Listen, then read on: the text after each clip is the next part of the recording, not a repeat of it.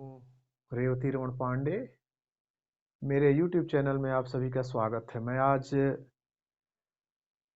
व्याकरण को लेकर के उपस्थित हूँ। संस्कृत व्याकरण, संस्कृत भाषा समस्त आर्य भाषाओं की जननी है। विश्व की सभी भाषाएं इसी संस्कृत भाषा से उत्पन्न हुई हैं। तो इसी कारण समस्त भारतीय भाषाओं को या विश्व की लगभग सभी भाषाओं के उद्गम स्थान को हम संस्कृत मान सकते हैं। संस्कृत शब्द सम उपसर्ग पूर्वक क्री धातु से कत प्रत्यय बनने पर, कत प्रत्यय करने पर संस्कृत शब्द उत्पन्न होता है। संस्कृत यह शब्द निष्पन्न होता है। संस्कृत का अर्थ होता है संस्कार की गई भाषा, परिमार्जित भाषा, अर्थात व्याकरण आदि नियमों से जो भाषा शुद्ध की गई हो उस भाषा को हम संस्कृत भाषा कहते हैं। भाषा किसे कहते हैं? वस्तुतः भाष शब्द से उत्पन्न हुआ। भाष माने बोलना। जब हम अपने विचारों को प्रेषित करते हैं और दूसरे उस विचारों को समझते हैं, सुनते हैं, तो इस प्रक्रिया को हम भाषा कहते हैं। भाषा में हम संस्कृत को जानने के लिए, अब चूंकि संस्कृत भाषा है और वो व्याकरण प्रधान भाषा है, इसका व्याकरण पूर्ण व्यवस्थित एवं वैज्ञानिक है, तो हम इसके व्याकरण को समझते हैं। व्याकरण किसे कहते हैं? व्याकरण शब्द वी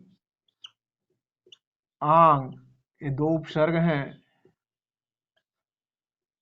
और क्री धातु से मिलते हैं, तो इसमें जब ल्यूट प्रत्यय लग करके यह व्याकरण शब्द बनता है। व्याकरण शब्द बनता है। वी उपसर्ग है, आंग उपसर्ग है, क्री धातु है और ल्यूट प्रत्यय है। इन सबको मिलकर के व्याकरण शब्द निष्पन्न होता है।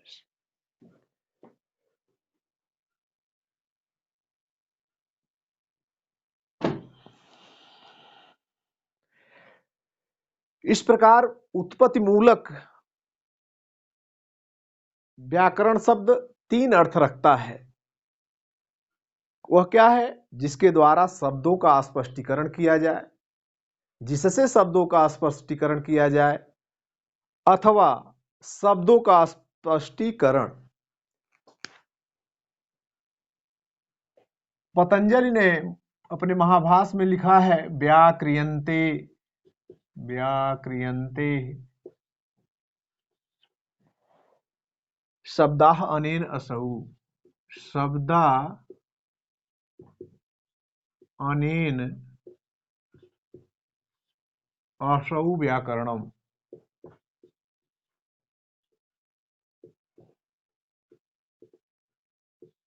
व्याक्रियन्ते शब्दाः अनेन असौ व्याकरणम, अर्थात जिसकी सहायता से शब्दों के पृथक पृथक भागों का पूर्ण विवेचन किया जाए उसे व्याकरण कहते हैं। व्याकरण की सहायता से किसी भाषा को शुद्ध लिखना एवं पढ़ना सीखा जा सकता है।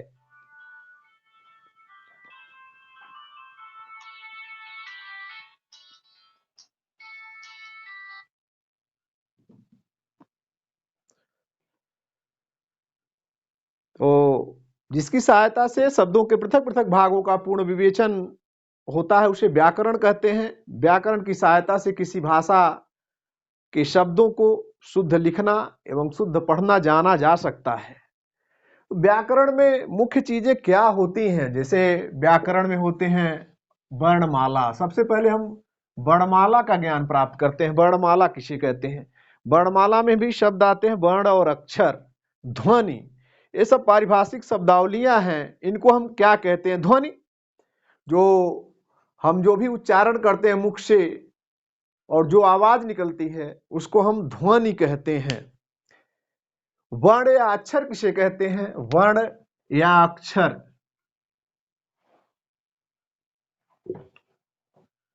वर्ण या अक्षर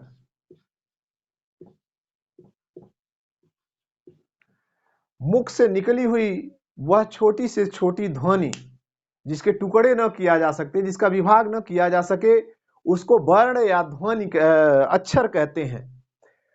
इसमें भी वर्ण और अक्षर में थोड़ा सूक्ष्म भेद है। जो ध्वनियां मुख से उच्चरित होती हैं और उनको जब हम लिखते हैं, लिखित स्वरूप को वर्ण कहते हैं और उसके ध्वनियों के नाद को हम अक्षर कहते हैं।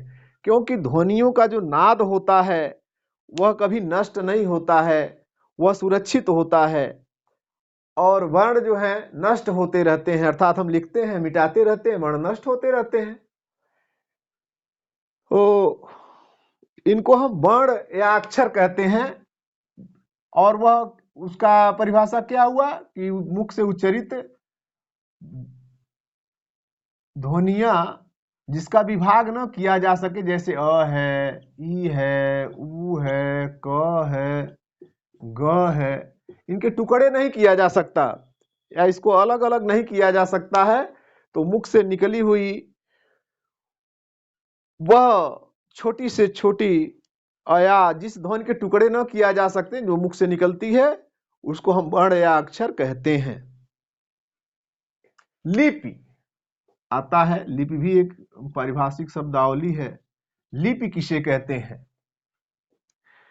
तो वर्णों के प्रतीक चिन्हों को, जो वर्ण के प्रतीक चिन्ह होते हैं उनको लिपि कहा जाता है। प्रतीक चिन्ह क्या है? जैसे हम क लिखते हैं तो यह वर्ण है और उसका प्रतीक चिन्ह इस तरह से, क्योंकि अनेक जो भाषाएं हैं जिसमें अनेक लिपियों का प्रयोग होता है, जैसे हम लोग देवनागरी लिपि का प्रयोग करते हैं और जैसे पंजाब इत्यादि में गुरुमुखी लिपि का प्रयोग किया जाता है। उसी तरह से कन्नड़ लिखने का अलग तरीका है, तेलुगु, मलयालम, बंगाली, यह सब लिखने का अलग तरीका है। तो हम लोग तो देवनागरी लिपि लिखते हैं, वहां इस वर्ण का जो ध्वनि है और जो वर्ण है उसका प्रतीक चिन्ह इस तरह से लिखा जाता है। लेकिन मान लो किसी भाषा में इसका प्रतीक चिन्ह दूसरे तरह से उल्टा लिख दिया जाता होगा, उर्दू में देखा है इस तरह से कुछ लिखा जाता है। तो जो ध्वनियों के प्रतीक चिन्ह होते हैं उनको लिपि कहा जाता है। तो यह स्पष्ट हो गया। वर्ण, ध्वनि, अक्षर, लिपि, यानी फिर से मैं बता दे रहा हूं, ध्वनि बोलते समय मुख से जो आवाज निकलती है उसको हम ध्वनि कहते हैं। और वर्ण या अक्षर, जब मुख से जो ध्वनि उच्चरित होती है उसके टुकड़े न किया जा सके, अर्थात वह छोटे से छोटी ध्वनि जिसके टुकड़े न किया जा सके, उसको हम वर्ण या अक्षर कहते हैं। अक्षर का मतलब ये होता है जिसका क्षरण न हो, जो नष्ट न हो, अर्थात ध्वनियों के जो नाद होते हैं वह सुरक्षित होते हैं। और जो वर्ण होते हैं वह पूर्ववर्ती, जब एक वर्ण का उच्चारण करके दूसरे वर्ण का उच्चारण हम लिखित रूप से करते हैं तो पूर्ववर्ती जो वर्ण है वह नष्ट होते रहते हैं। लिपि भी बता दिया कि वर्णों के प्रतीक चिन्हों को हम लिपि कहते हैं और उन प्रतीक चिन्हों को दिखाने के लिए अनेक प्रकार की लिपियों का प्रयोग किया जाता है। जैसे संस्कृत, हिंदी इत्यादि भाषाओं में देवनागरी लिपि का प्रयोग किया जाता है और भारत की अन्य जो भाषाएं हैं, तमिल, तेलुगु, मलयालम, बंगाली, असमी, गुरु, पंजाबी इत्यादि में अलग अलग लिपियों का प्रयोग किया जाता है। प्राचीन काल में हमें जो संस्कृत भाषा थी, ब्राह्मी लिपि का प्रयोग किया जाता था उसमें। फिर बाद में खरोष्टी लिपि आई, खरोष्टी, ब्राह्मी लिपियों का प्रयोग करते करते हम यहाँ देवनागरी लिपि तक आए हैं। अब वर्णमाला किसे कहते हैं? वर्णमाला, व्याकरण में हम किसी भाषा को जानने से पहले उसके वर्णों की संख्या का ज्ञान हमको होना चाहिए। वर्ण हम जान लिए, वर्ण किसे कहते हैं, तो वर्णमाला किसे कहते हैं? वर्णमाला, क्योंकि हम वर्णमाला के द्वारा ही किसी भाषा के भाव विचार हम समझ सकते हैं, जान सकते हैं। हम वर्णमाला उसे किसे कहते हैं, अर्थात वर्णों के समुदाय को, वर्णों या अक्षरों के समुदाय को वर्णमाला कहा जाता है। वर्णों के समूह को वर्णमाला कहा जाता है, वर्णमाला कहा जाता है। कहते हैं। वर्णों के समूह को वर्णमाला कहते हैं। और संस्कृत वर्णमाला के मुख्यतः 4 भेद होते हैं। पहला होता है स्वर, दूसरा होता है, यह पहला हो गया, दूसरा हो गया व्यंजन, और तीसरा अनुस्वार, चौथा विसर्ग। हम मोटे मोटे इसको 4 भागों में बांटते हैं। इसमें वर्णमाला में पहला है स्वर। स्वर किसे कहते हैं? अर्थात जिस वर्ण का उच्चारण स्वयं हो, अर्थात किसी अन्य वर्ण की सहायता न लेनी पड़े, उसको हम स्वर कहते हैं। अर्थात बिना किसी सहायता के जो स्वयं ही उच्चरित होता है, उसको हम स्वर कहते हैं। और यह स्वर भी कई प्रकार के होते हैं। इसमें है, एक है ह्रस्व स्वर, ह्रस्व, और मूल स्वर इसको कहते हैं। मूल स्वर, मूल स्वर अर्थात इसी से सारे स्वरों की उत्पत्ति हुई है। इसमें आता है अ, ई, उ, री, ली। इनकी संख्या है 5। यह ह्रस्व मूल स्वर है। दीर्घ स्वर, दीर्घ स्वर, ये दीर्घ स्वर होते हैं जो इन्हीं के मेल से बने होते हैं। अर्थात अ और अ मिलकर के आ बना होता है, ई और ई मिलकर के ई बना होता है, उ और उ मिलकर के वो, री और री मिलकर के री बने होते हैं। री का दीर्घ नहीं होता है। ली वर्ण से द्वादश भेदा तस्य दीर्घाभावात्, तो री के 12 भेद होते हैं और उसका दीर्घ का अभाव होता है। तो और एक होता है दीर्घ मिश्र या संधियुक्त स्वर कहते हैं। दीर्घ मिश्र या संधियुक्त, संधियुक्त स्वर, यह हो जाता है जैसे अ और ई जब मिलता है, अ और ई बराबर ए हो जाता है। अ धन ए होता है तो ए हो जाता है।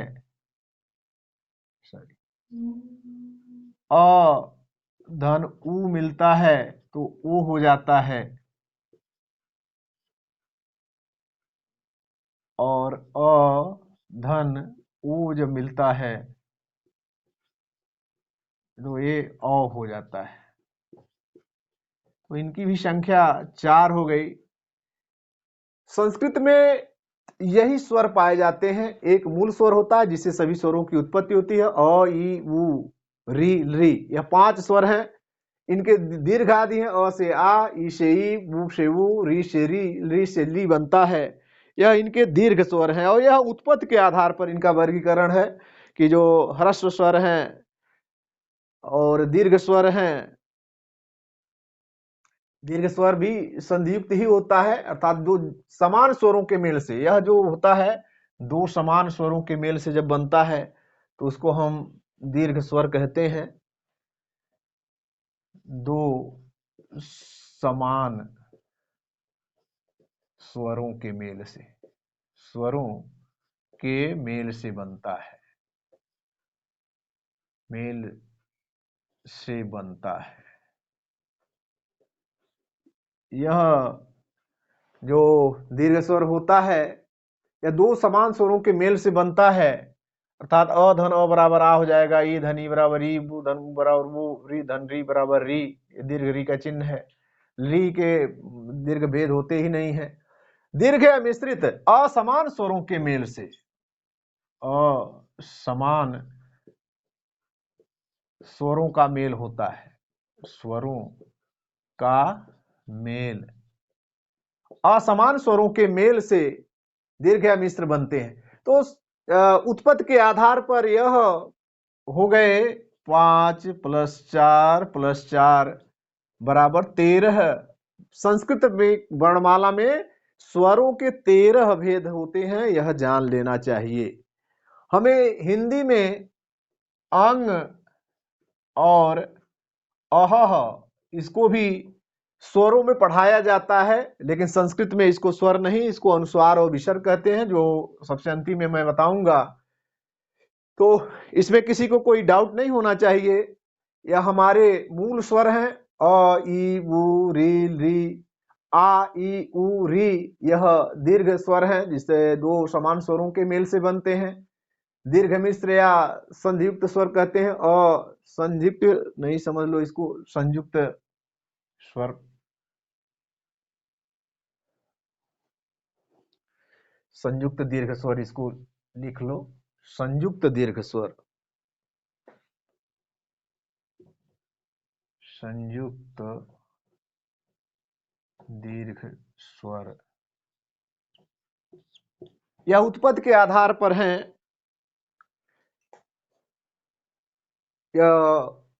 इनका मात्रा के आधार पर भी भेद होता है। मात्रा के आधार पर जो स्वरों का भेद होता है वह ह्रस्व मात्रा के आधार पर भेद यह होता है ह्रस्व, दूसरा होता है दीर्घ, तीसरा होता है प्लुत।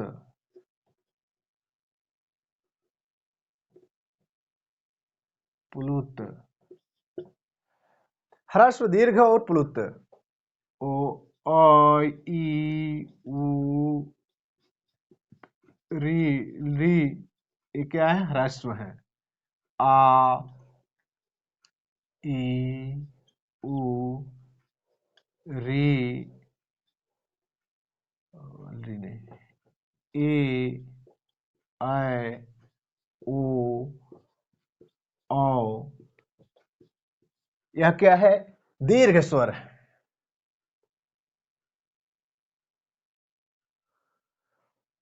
और जब हम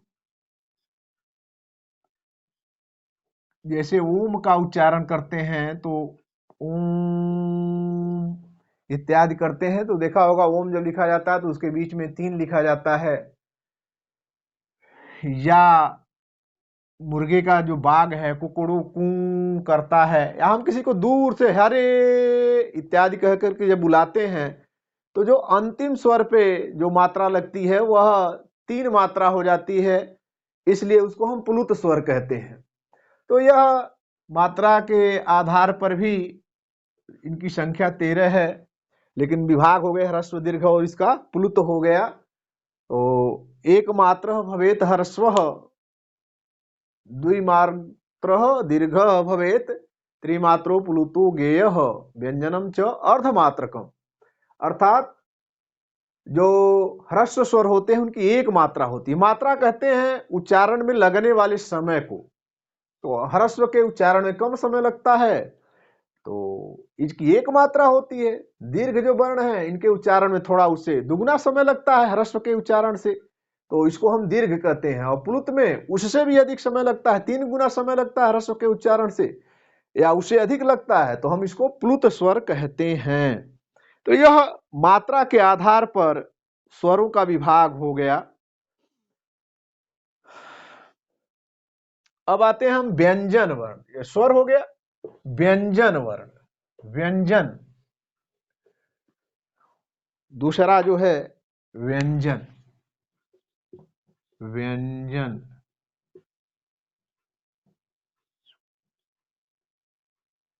व्यंजन अर्थात जिसका उच्चारण करते समय हमें स्वरों की सहायता लेनी पड़ती है, अर्थात जो बिना स्वरों के उच्चरित हो ही नहीं सकते, उनको हम व्यंजन वर्ण कहते हैं। और इनको भी हम इस तरह से लिख सकते हैं, जैसे यह क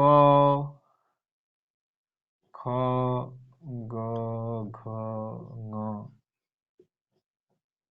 च छ ज छ ञ ट ठ ड ढ ढ़ त थ द ध न प फ ब भ म। यह इनको हम स्पर्श वर्ण कहते हैं। इनकी संख्या होती है, इनको प्रत्येक को एक वर्ग कहा जाता है। जैसे क ख ग घ ङ को क वर्ग कहा जाता है, च छ ज झ ञ को च वर्ग कहा जाता है, ट ठ ड ढ ड़ को ट वर्ग, त थ द ध न को त वर्ग, प फ ब भ म को प वर्ग कहा जाता है। या तो इसको हम इस तरह से लिख सकते हैं क वर्ग, ये हो गया क वर्ग, ये च वर्ग, च वर्गीय ध्वनि है, ये ट वर्ग, त वर्ग और प वर्ग। तो क्योंकि इनके उच्चारण एक समान, जो उच्चारण स्थल होते हैं एक स्थान, तो इसको एक वर्ग में बता दिया गया। जैसे कवर्गीय ध्वनियां है क ख ग घ ङ, तो इनका उच्चारण स्थान एक है। अकुह विसर्जनीय नाम कंठ से इनका उच्चारण स्थान कंठ है, अर्थात ये ध्वनियां कंठ से उच्चरित होती हैं, इसको इसलिए क वर्ग कहा गया। च वर्ग के जितने भी वर्ण हैं, 5 वर्ण है, च वर्गीय जो पांचों ध्वनियां हैं, यह तालु से उच्चरित होती हैं, यह मूर्धा से होती हैं। त वर्गीय ध्वनियां दंत से उच्चरित होती हैं, अर्थात जीवा दंत का स्पर्श करती है। प वर्गीय ध्वनियां ओष्ठ हैं, ओष्ठ इनका उच्चारण स्थान है, अर्थात जब इनका उच्चारण करते हैं तो यह ओष्ठ का स्पर्श करते हैं। तो इसीलिए इनको स्पर्श वर्ण कहा गया है, स्पर्शी वर्ण, स्पर्शी वर्ण कहा गया है। साथ इनके उच्चारण के समय जो हमारी जीवा होती है वह किसी न किसी अंग का स्पर्श करती है। इसके बाद आता है य व र ल, इसको हम यण कहते हैं। ये होता है श श स और ह, इसको हम सल कहते हैं, सल। अब यण जो ध्वनियां, यण प्रत्याहार की जो ध्वनियां होती हैं, अर्थात यह व र ल होती हैं, इनको हम अंतस्थ कहते हैं, अंतः अस्थ, और इसको हम कहते हैं ऊष्म ध्वनियां, ऊष्म ध्वनियां। अर्थात यण जो होते हैं वह अंतस्थ होते हैं, मुख के बीच के भाग से, वो न ऊपर से न नीचे से, लगभग बीच के भाग से उच्चरित होते हैं, इसीलिए इनको अंतःस्थ कहा जाता है। श श स ह यह सल प्रत्याहार के अंतर्गत आते हैं। इनको ऊष्म ध्वनियां कहा जाता है, अर्थात इनके उच्चारण करने में शरीर में थोड़ी ऊष्मा की आवश्यकता होती है, इसलिए इन सब ध्वनियों को हम ऊष्म ध्वनियां कहते हैं। तो यह तो हो गया व्यंजन वर्ण। आप समझ गए होंगे व्यंजन वर्ण में जो स्पर्शी ध्वनियां होती हैं यह 25 होती हैं, अंतस्थ होते हैं 4 और ऊष्म भी 4 होते हैं। कुल मिलाकर के 25 धन 4 धन 4 बराबर क्या हो गया 33। यानी जो हम स्वरों की मात्रा बताए, स्वर जो होते हैं संस्कृत में 13 होते हैं और 33 जो होती हैं यह व्यंजन होते हैं। तो कुल मिलाकर वर्णों की संख्या संस्कृत में 46 हो जाती है। कितनी हो जाती है? 46 हो जाती है। अब चूंकि आमतौर पर सभी बच्चे हिंदी और संस्कृत दोनों पढ़ते हैं, संस्कृत में कुछ ध्वनियों का अंतर हो जाता है, हम उसको भी इसी के साथ बता दे रहे हैं जिससे आने वाली परीक्षाओं में कोई परेशानी न हो आप लोगों को। वह क्या होता है, जैसे संस्कृत में भी जो व्यंजन वर्ण है यह सारे यही रहते हैं, इसमें कोई अंतर नहीं रहता है, लेकिन उसमें कुछ और वर्णों का उच्चारण हो जाता है, जैसे होता है छ, त्र, ज्ञ। यह इसको हम संयुक्त व्यंजन कहते हैं, यानी यह दो वर्णों के मेल से, दो व्यंजनों के मेल से बने होते हैं। क धन स के योग से छ बना होता है, त और र के योग से त्र बना होता है, ज और य के योग से ज्ञ बना होता है। तो क स के योग से छ, त और र के योग से त्र, ज और य के योग से ज्ञ बना होता है, इसलिए हम इनको संयुक्ताक्षर कहते हैं, संयुक्त अक्षर बोलते हैं। क्योंकि हम इनका उच्चारण पहले कर चुके होते हैं, तो दोबारा हम संस्कृत के वर्णों में, संस्कृत के वर्णमाला में इनको हम नहीं गिनते हैं, लेकिन हिंदी के वर्णमाला में इसकी गिनती की जाती है। तो इनकी भी संख्या हो जाती है 3। एक और वर्ण है, 3 नहीं 4 हो जाती है, जिनको हम कहते हैं, एक उच्चारण करते हैं स्र। स्र इस तरह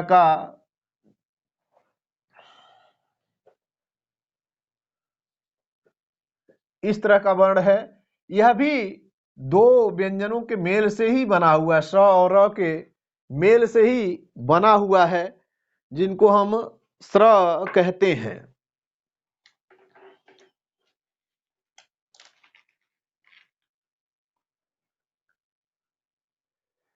और इसके अतिरिक्त दो अतिरिक्त व्यंजनों का भी उच्चारण होता है हिंदी में। अतिरिक्त व्यंजन इनको कहते हैं। अतिरिक्त व्यंजनों का व्यंजन का उच्चारण होता है, वह है, एक है ड़ और दूसरा है ढ़। यह दो अतिरिक्त व्यंजन है। इनकी संख्या 2, इनकी संख्या 4। तो अब व्यंजनों की संख्या जो हो जाती है संस्कृत हिंदी में, वो हो जाती है 25 + 4 + 4 + 4 + 2। तो कितना हो गया? 39 कुल हो गए। वर्णों की संख्या जो हो गई 39। तो जो व्यंजन वर्णों की संख्या हिंदी में इस तरह से 39 हो जाती है। और स्वरों की संख्या 13 ही रहती है। उसमें उन स्वरों में 2 परिवर्तन होता है। वह 2 परिवर्तन, जैसे अंग और अह का उच्चारण उन स्वरों के साथ हो जाता है, इसको भी हम स्वर में गिनती कर लेते हैं। और उसमें जो री है, री वर्ण का उच्चारण नहीं होता है। एक बार मैं इसको मिटा करके, आप लोगों को समझ में आ गया होगा, इसकी संख्या आपको पता हो गई होगी। व्यंजन का मैंने बता ही दिया कि इस तरह से व्यंजन बनते हैं। अर्थात जो क से लेकर प तक, म तक की जो ध्वनियां हैं, व्यंजन वर्णीय ध्वनियां जो हैं या व्यंजन वर्ण जो हैं, वह 25 वर्ण होते हैं और इनको स्पर्श वर्ण कहा जाता है। य व र ल 4 होते हैं, इनको अंतस्थ कहा जाता है। स स ह या ऊष्म व्यंजन है, ये भी 4 होते हैं। उसके अतिरिक्त छ, त्र, ज्ञ, स्र, यह 4 संयुक्ताक्षर होते हैं। तथा अतिरिक्त व्यंजन का भी उच्चारण इस हिंदी में होता है। ङ और ढ के 2 ध्वनियों का उच्चारण होता है। तो इस प्रकार कुल मिलाकर के हिंदी में व्यंजनों की संख्या हो जाती है 39। व्यंजनों की संख्या 39 हो जाती है। और मैं बता दूं, स्वर जो होते हैं उसमें भी यही रहते हैं। स्वरों की संख्या अ, आ, ई, उ, री, ए, ऐ, ओ, औ, अं, अह। कुल कितने हो गए? 1 2 3 4 5 6 7 8 9 10 11 12 13। तो इनकी संख्या भी 13 हो गई। इसमें री ध्वनि का उच्चारण नहीं होता है हिंदी में, अब उसका उच्चारण खत्म हो गया है। और दीर्घ री, ह्रस्व री का उच्चारण होता है, री स्वर का, लेकिन दीर्घ री का उच्चारण नहीं होता है। तो दीर्घ री भी समाप्त हो गया है। इस तरह से इनकी संख्या हो जाती है कुल 13। और स्वरों की संख्या, व्यंजनों की संख्या हो जाती है 39 + 13 बराबर हिंदी में कुल 52 वर्ण होते हैं। हिंदी में कुल 52 वर्ण होते हैं।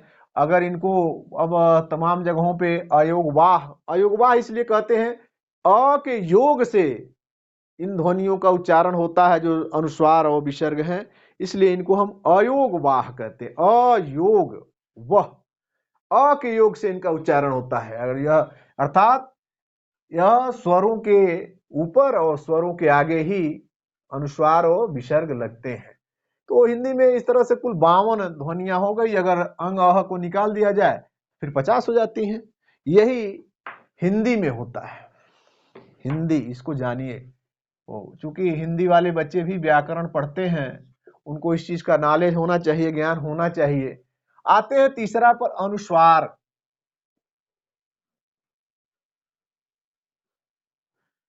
अनुस्वार जो तीसरा है इसमें व्याकरण में, अनुस्वार। जब देखा होगा किसी वर्ण के ऊपर एक बिंदी लगा दी जाती है, उसको हम अनुस्वार कहते हैं।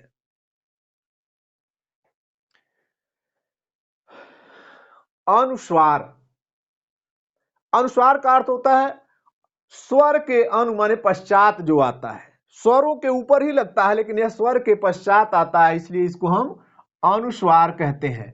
और इसका उच्चारण जो वर्गीय वर्ण है उसका पंचम वर्ण, जैसे ङ है, य है, ड़ है, न है, म है, उसके समान ही इसका उच्चारण होता है। तो जिस वर्ग की ध्वनि रहेगी उसके साथ इसका उच्चारण करेंगे तो उसी के समान इसका उच्चारण होगा। एक अनुनासिक वर्ण भी आता है, खैर वहां प्रकरण नहीं है। जब चांद सा बिंदी लगती है, वह भी जब हम नाक से किसी वर्ण का उच्चारण करते हैं तो वहां अनुनासिक यानी मुख से उच्चरित होता ही है और नाक का भी प्रयोग करना पड़ता है, नासिका से भी उसका उच्चारण जब करना पड़ता है तो उसको हम अनुनासिक वर्ण कहते हैं। यह अनुस्वार है। विसर्ग, विसर्ग विशेष अर्थात इनके लग जाने से किसी यह वर्ण के आगे लगते हैं, स्वर के ही आगे लगते हैं। जब स्वर होता है उसके आगे लगते हैं। विशेष प्रकार के वर्णों की जो सर्जना होती है उसको हम विसर्ग कहते हैं। विसृज्यते वाक्य अनेन इति विसर्गः, जिसके द्वारा वाक्य की विशेष रूप से सर्जना की जाती है उसे हम विसर्ग कहते हैं। तो व्याकरण में आज वर्णमाला का परिचय आप लोगों को कराया। जो मेरे चैनल पे जो भी छात्र नए हैं, कृपया मेरे चैनल को सब्सक्राइब कर लें, उसके बगल वाले बेल आइकन को बटन को दबा करके ऑल सेलेक्ट कर लें। अगर यह वीडियो आपको अच्छा लगा हो तो इसको लाइक करें, कमेंट करें और अधिक से अधिक शेयर करें। फिर मिलते हैं दूसरे वीडियो में, तब तक के लिए जय हिंद।